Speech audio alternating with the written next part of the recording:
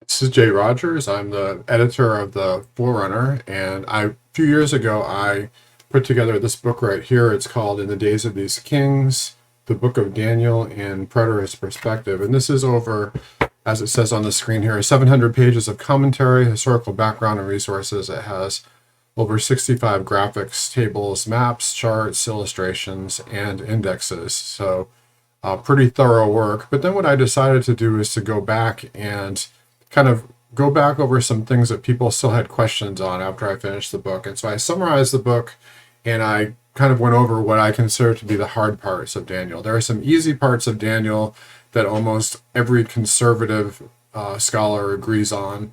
And then there are hard parts that almost everyone disagrees on. And that goes for, preterists, futurists, historicists, idealists. And the easy parts are fairly straightforward, but the question I had was, why are the hard parts so difficult for people? Like, why did God give us an inspired book, but people only disagree on certain parts of it? And what I decided was a lot of that is due to the fact that we look at it through our own point of view in our time, and we don't really look at it through the eyes of the prophet and his immediate audience, what they thought it was about, and how what the New Testament writers thought it was. So what a lot of people do is they have an interpretation of Revelation, and then sometimes they have another interpretation of Matthew 24, and they don't exactly line up. And then they go back to the Old Testament, to Daniel, Ezekiel, Zechariah, some books that are heavily quoted and referred to in the New Testament, and especially the book of Revelation, and they try to retrofit the prophecies of the Old Testament to the New Testament. And I thought, well, that's kind of backwards. What we need to do is go back to the Old Testament first. And what I discovered was that the reason why people have difficulty, I believe, is that we don't put ourselves in, first of all, in the shoes of the prophet. We don't look at the language, how the language was used. We don't look at certain time indicators in the text, and so on. So that's what I tried to do in this book, is just kind of bring out not so much the historical context, but the language itself, like how the language was used. And if you want to learn all about the historical context, you want to go to the first book, which is the longer one. All right, so basically there's 5 visions of Daniel. There's Daniel 2, 8, 9, and then 10 through 11. So there's 5 visions, and 10 through 11 is one vision. And what I want to bring out as I went through Daniel is I didn't want to come up with my own novel interpretation. I kind of go along with a saying, if a doctrine is new, it probably isn't true. Or, as my former pastor, the late great R.C. Sproul said, although tradition does not rule our interpretation, it does guide it. If, upon reading a particular passage, you have come up with an interpretation that has escaped the notice of every other Christian for 2,000 years, or has been championed by universally recognized heretics, chances are pretty good that you'd better abandon your interpretation. So I decided that if I came up with an interpretation of Daniel that no one had ever heard of before, then I should probably scrap it, or at least let the reader know that I don't know of any other scholar that's come up with this. So there are only about a dozen or so well-known preterist commentaries on Daniel. The first one was Clement of Alexandria in the 2nd century. Then we had, at the time of the Reformation, John Calvin wrote a very lengthy commentary on Revelation, and that's a preterist view mainly. And then we have people like Philip Morrow in the 20th century. James Jordan is another one. Then there are other minor ones that most people have not heard of, but I discovered. And so what I tried to do is go back to those and say, at least, is this in the ballpark? Is this what John Calvin was saying? And so on, that type of thing. All right, so I want to start off with this. In this video, this will be part 1. I'll do 3 parts on this. And this is mainly a review of videos I already did. Before I get into Daniel 2, I want to just review what I've already covered in the past videos, and then preview what I'm going to be covering in the future. So there's 3 different views on the millennium. There's premillennialism, postmillennialism, and amillennialism. And these are doctrines. These are actual, this would be like people read Revelation 20 and they say Jesus is either coming back before the millennium starts or after. And before would be pre, after would be post, but also amillennialism too is also an afterwards view. Okay, postmillennialism is literally after the 1,000 years. The belief that Christ will return bodily to the earth only after a non-literal millennium is completed. Postmillennialism is optimistic about the end times, Christ's reign over the earth from having increases during the millennium, which is a very long period of time. And then premillennialism means literally before the 1,000 years. It's the belief that Christ must return prior to the beginning of a literal 1,000-year time period, just literal 1,000-year time period. The book of Revelation doesn't say one specifically, and that's the reason why there are these other views. Premillennialism tends to view the end of history with wickedness on the increase and only a remnant of the church surviving or escaping tribulation.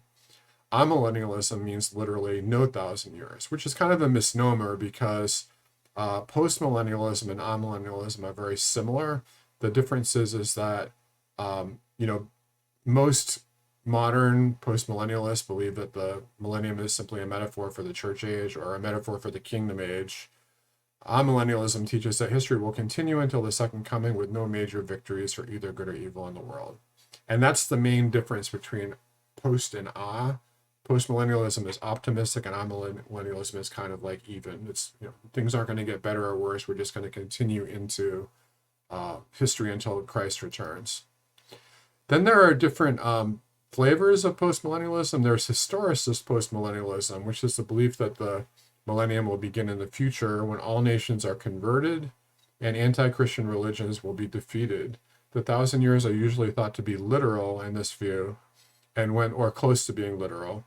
When this golden age of the gospel is completed, Christ will return bodily to the earth. So most postmillennialists in history, like people like, I would say Calvin was in this viewpoint, as well as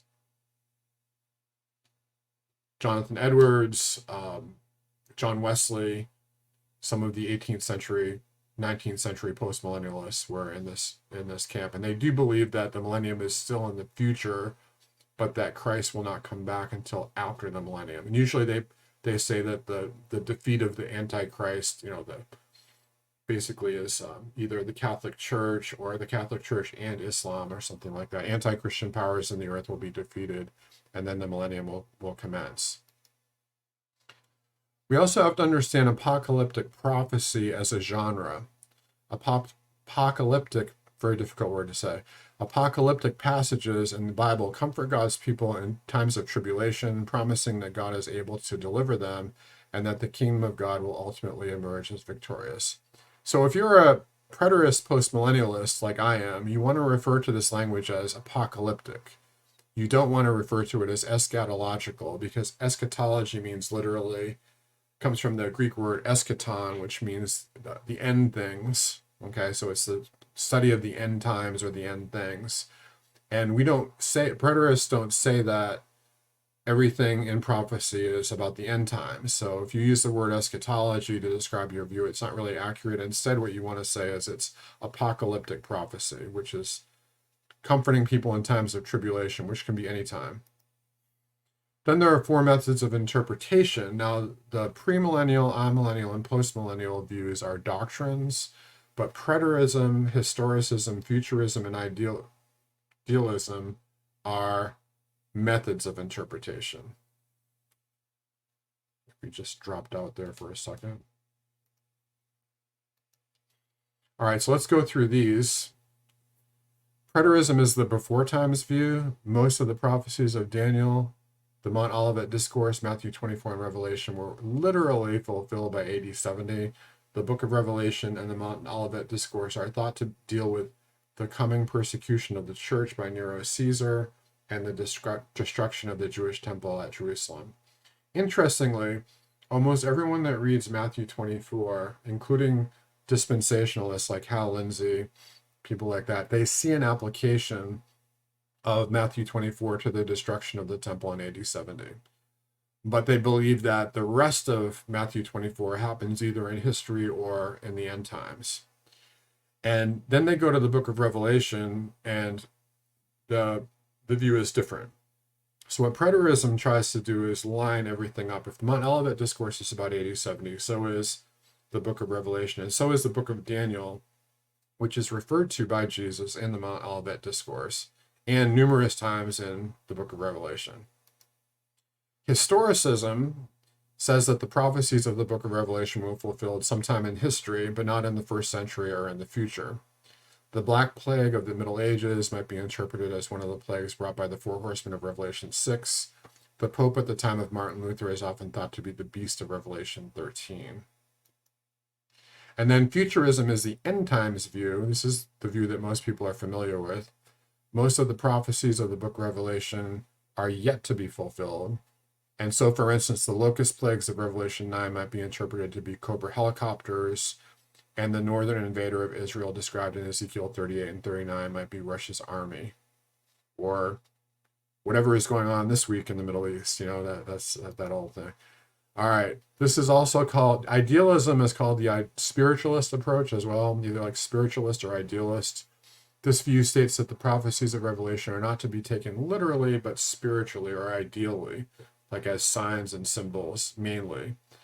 But they have a very general symbolic application in all of history. So the heavenly battle of Revelation 12, that is thought to describe the ongoing battle between good and evil in the spiritual realm, just for an example. And then preterism teaches that Revelation 1 through 19 speaks of the events in the first century, such as the persecution of the church by Nero, that would be the Great Tribulation, as well as another tribulation period, which is the whole siege of Jerusalem and the destruction of the temple in AD 20. But Orthodox preterism speaks of Revelation 20 as events still to come in the future, such as the second coming, the general resurrection, the final judgment, like genuine eschatological events. And then futurism sometimes teaches that Matthew 24 is about the destruction of the temple in AD 70, but the rest of the Mount Olivet Discourse and the book of Revelation is about the end times. So I described that earlier. All right, so I'm going to pause here, and I'm going to come back and do just the general overview of the easy parts of Daniel and the hard parts.